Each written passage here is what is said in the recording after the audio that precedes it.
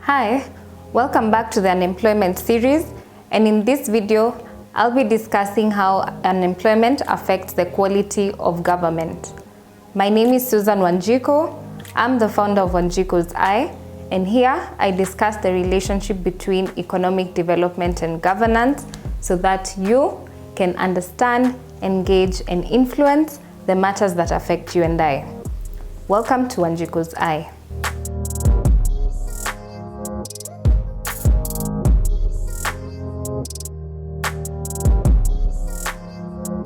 Now, in the previous episodes of this series, I said that where unemployment has persisted for years, you'll also find that the country has a history of poor governance or bad government. And what are some characteristics of poor governance? Number one, there's no transparency or accountability, a government that is not responsive to the needs of the people, lack of efficiency in the use of public resources. They work against the goals of the country, not towards it, and there's also a lot of conflict of interest. Then there's also no rule of law, so you'll find that the law doesn't apply equally to everybody, and the government just works to benefit just a few people in the economy, so there's no equity, fairness, and inclusiveness in policies. So obvious consequences of these are poverty, inequality, and unemployment, just because of what happens to the economy when all these inefficiencies exist. So what's the cost of this in terms of governance? And I want to begin the discussion with these two lines, that the reason why there is high unemployment in Kenya is because the business environment in Kenya is tough. So businesses are not growing, and so people are not hiring. And because of unemployment and the business environment in Kenya, if some politicians and government officials were not in government, they would not have jobs. So just digest that and flow with me. So number one, because of unemployment and how the economy is set up, some people get into politics and government for all the wrong reasons, and not to be of service to the country. So in an economy, you're either employed in the private sector or in government. But because people are struggling to get a job in the private sector, what becomes the best next alternative? Employment in government. So government ideally shouldn't have the best paying jobs as compared to the private sector. So it's only in Africa where it's government officials and leaders who live extremely extravagant and flamboyant lives with properties outside of Africa and bank accounts outside of Africa, and we know why. And this shouldn't be the case, especially when the private sector in that country is struggling. Because where does the government get the money from if not from private sector? So because of unemployment, many people nowadays are looking for a way to be employed into government because it's become the safest place to be employed. So it's also very difficult to lose your job if you don't perform. Plus, you're more likely than not to still get paid when the economy is not performing too well.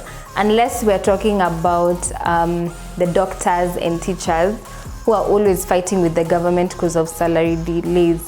But it's very interesting that in an economy where we can all agree, which we can all agree is struggling, it's interesting to see that some public and civil servants are being granted a pay raise. And there's nothing wrong with that per se, but it's just the timing and the context of everything. So if we're talking about doctors, teachers, and the police, there we can understand because these are some of the most underpaid guys. But the fact that the SRC, the Salaries and Remuneration Commission, was even considering to increase the salary of the president and the deputy president in this economy is just unimaginable. So the SRC chairperson, Ling Mengich, said that the public sector pays better than the private sector, and there's better retention and it attracts more. So the public wage bill has also been increasing, mainly because of duplicated allowances, hefty salaries, and people being crafty enough to invent ghost workers on the government's bill. So all these perks are enough to be an incentive for people to want to join government. So if people are joining government for all the wrong reasons, that brings me to number 2. The quality of your government is automatically compromised. So to compromise means that we weaken and harm the government because we accept standards that are lower than what is desirable. So what our corporate sector, you know what question, that question you asked in an interview, the why do you want to join our organization? That question is asked so that the interviewer can gauge if you genuinely want the job, if you understand what you're signing up for, and to also see if you're capable, even though people lie. So I know people don't like that question, but believe me, you don't want people joining government just because they don't have an option or just because of connections. And this is because a government is in charge of a whole country. They decide how the country will be run. These are the guys who make the laws, the regulations, the policies. Then we have law enforcement arm, that's the police. Mkiambiwa mlipe housing levy, hamna choice. If they allow poisonous sugar to get into the country through imports, we're the ones who suffer the consequences. If they say hakuna maandamano, ni hivyo, hakuna kuandamana, na ukiandamana, it's at your own risk. So if they also borrow money, then they steal it, we suffer twice, because we'll still have to pay for it, yet we won't have the public services. The public services and the cost of living will also increase. So you don't just want anyone to get into government. Now, what are the ways in which we compromise our government? This is when people get hired into government mainly out of corruption, tribalism, cronyism, because someone supported your political party, and not because they're not being hired because they're qualified for the job or because they want to be of service to the country. That's something different. So you want people who already have the skills or have the ability to learn, but obviously this depends on the job. So I don't mean that people should gamble with the very senior positions in government in the name of someone can learn. There has to be a track record of an ability to learn. Then you also want people who have integrity, vision, and commitment for whatever their job requires. So how does compromise in selection manifest on a day-to-day in government? Some people in government have zero motivation for their job. It's guys who come and hang their coats at work and then go do their side hustles. When you want a government service, you find there's no one who's there to assist you, or you have to bribe before you get the service. Then we also have the guys who just want to benefit from backdoor deals and get rich quick schemes. And then we also hear of junior officials who amass wealth that doesn't correspond to their salary. So even recently, an employee of the Kenya Rural Roads Authority had his bank account frozen because he'd accumulated 21 million Kenya shillings in 4 months. And in his defense, he said that it's money that his family had contributed to pay for his fiance's dowry. Another incident was President Ruto complaining about his cabinet secretaries, people that he himself chose. So listen to this. I speak to many of you on phone. Many times I call you to my office, we interact in different places. I ask you questions, you know that, on programs, on projects. And I find that many of you, the people I speak to, don't even know what is going on in your ministries or departments. You have very scanty information. The moment I know more than you in your ministry, then you must begin to understand that something is very wrong. Because by constitution, you are supposed to advise me. Explain to me how you are going to advise me if you have less information than I do. Who is going to be advising who? I call many PSs.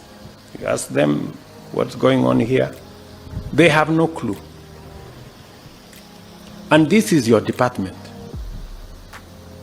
That is the job that you have. You are not a messenger. You are not a security person. You are not a photographer. You are not a watchman. You are the PS or the minister. And the job of the minister and the PS you don't know, or you don't have information. How do you run a ministry or a department or a parastatal if you have no information? That is the highest level of incompetence.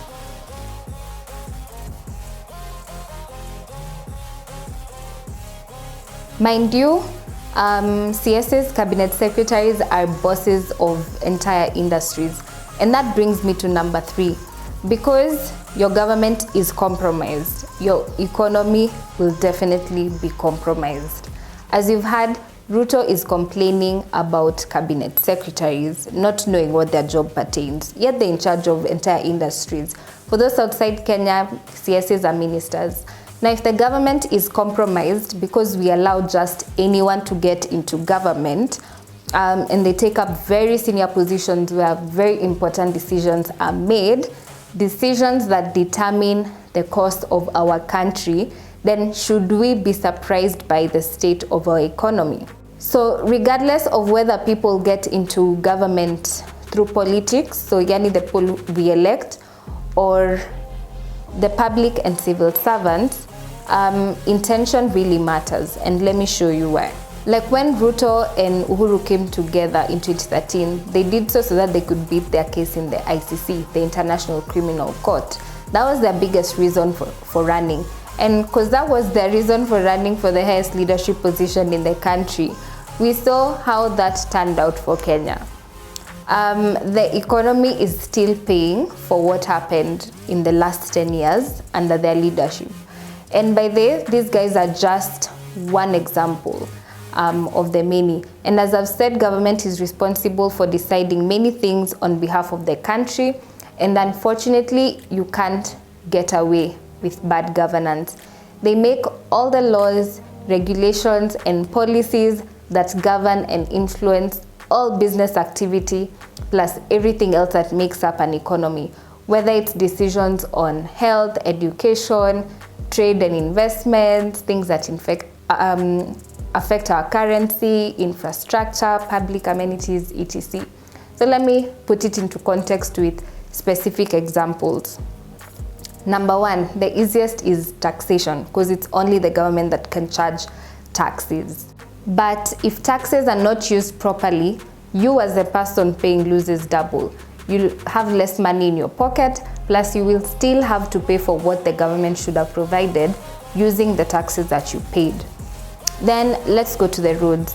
If the government institutions responsible for roads are inefficient and corrupt, that's the Ministry of Roads and Transport, or Kura and Kenha, we end up with roads of poor quality at inflated costs. So your taxes are wasted, plus your road safety is at risk for various reasons, like the design of the road or the roads aren't well lit.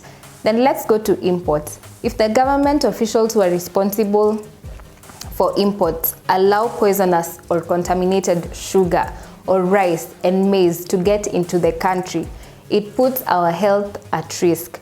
And on top of that, sometimes they destroy the local market and can kill businesses in those sectors. And how can I forget when Jack Ma donated hospital supplies during COVID?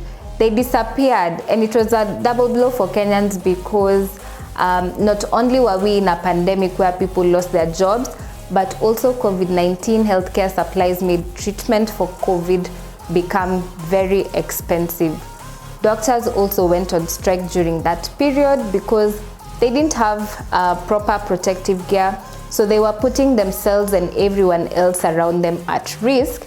Yet there are people who became millionaires because they stole the money that was meant to purchase the medical supplies and the PPEs. Let's go to the case of monopolies and unfair competition. And I'll use Kenya Power as an example.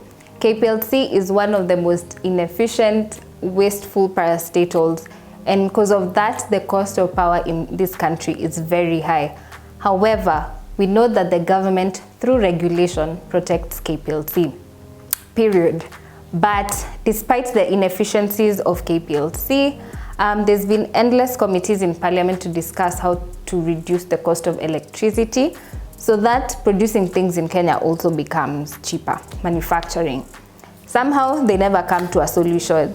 And in fact, KPLC even defended themselves, saying that if the government allows another big player, KPLC might collapse because they won't be able to meet their financial obligations. How honest.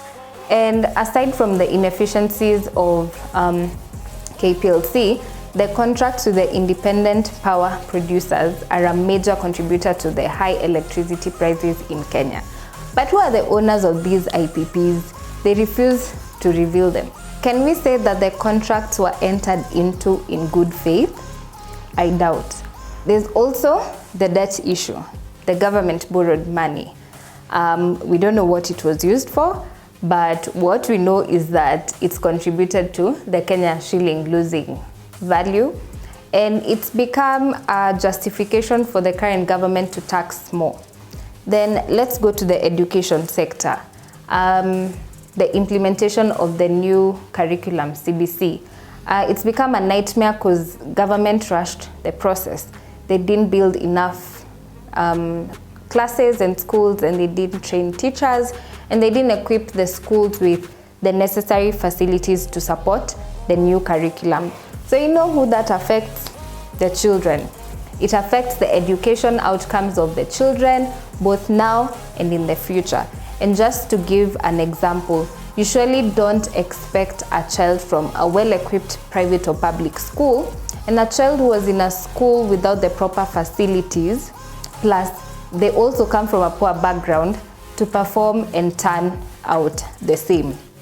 The odds are already stacked against the one from a poor background. And guess what? The child who was in the school without facilities will most likely be unemployed in the future because they lack some skills that the school wasn't able to teach due to lack of facilities. For example, computer literacy is a basic skill nowadays. So if a child doesn't learn computer literacy in school, they'll have to pay to acquire that skill when they become an adult. And those are some of the contributors of underemployment and unemployment, that people don't have the skills that employers want. So I mean, the list is long, and all these government inefficiencies in one way or another make life more expensive in Kenya and make doing business more expensive. It also reduces the value of money, it makes you have less disposable income, and because of that, you buy less from businesses, so businesses can't grow.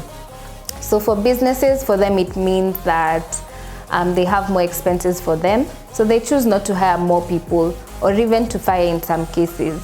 So unemployment continues to persist because the private sector is literally choking, primarily because of bad behavior from government and bad choices by government for years.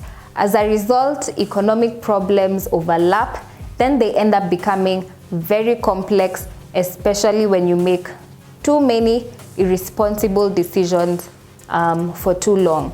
Then number 4, because the government is formed through favors, it makes accountability become extremely difficult because people lack personal responsibility at their job. And what do I mean by this? everyone who has been hired into government has a certain job to do, or any job for that matter. If it's the police, they need to make sure that everyone follows the law. That's the expectation. And if people don't obey the law, they know what to do. If it's people in procurement, we expect that they know that they need to follow due process when procuring items, and also minimizing wastage. That's the expectation and the ideal situation. So for every person hired into government or any job, they have things that they are personally responsible for. That if something goes wrong or a crime is committed, we know who to ask. However, when the government is compromised because people got their jobs as a favor, then it just becomes very difficult to hold people accountable or responsible for the problems under their docket. And I said these favors can be given because of tribe, family relations, political leaning, friendship, and facilitated through bribery, of course. More often than not, these people get into these positions to serve someone's private interests. Or they can even decide that, let us do as the Romans do. So even if they follow due process, they use government positions to serve their personal interest. So let me give a hypothetical example. If the president today were to grab land somewhere and it's known publicly, would you expect the DCI chief to arrest him? Because that's what should happen. Now, we know in this country it can't happen, maybe by God's miracle, because that's just the system we've created for ourselves as Kenya, unfortunately. So now imagine if the DCI was given the position only because he supported the president during his campaigns. Not only will he be unable to arrest the president if he commits a crime, but it's also likely that he will be receiving orders from the president on who to arrest and who to protect. And this is just a very simple scenario to show how and why it's difficult for people to exercise personal responsibility at their jobs when a government is formed through favors. So in most cases, it's a web of criminals working together. And these scenarios are many, they just manifest differently. We have people who would want to report the illegal and criminal things happening in their departments, but they can't or don't want to. It can be because of fear, like what would happen if I report a certain incident? We don't protect whistleblowers in this country. Could be through coercion, because you'll be harmed or killed if you report the crime or take action. Or some just see it as an opportunity, like I said, to do as the Romans do. Because if you report, you could lose your job, and getting another one in this country is hard.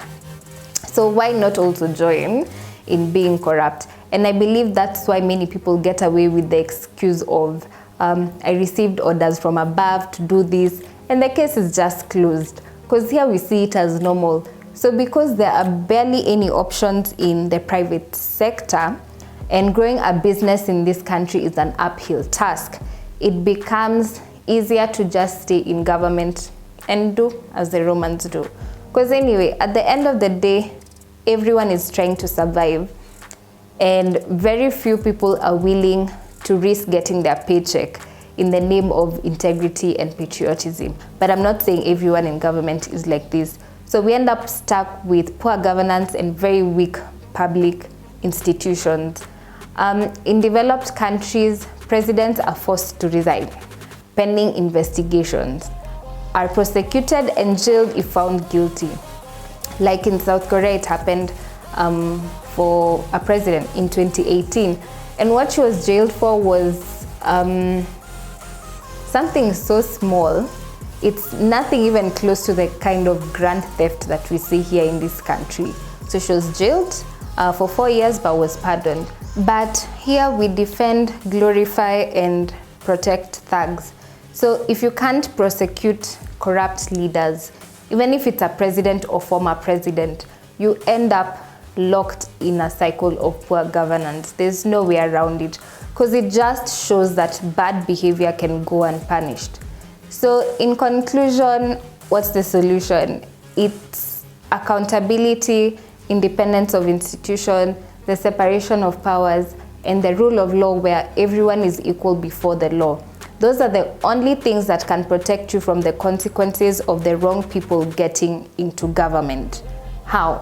When a government official messes up and it's discovered, they get prosecuted and are out of government quickly before they do more damage. Period.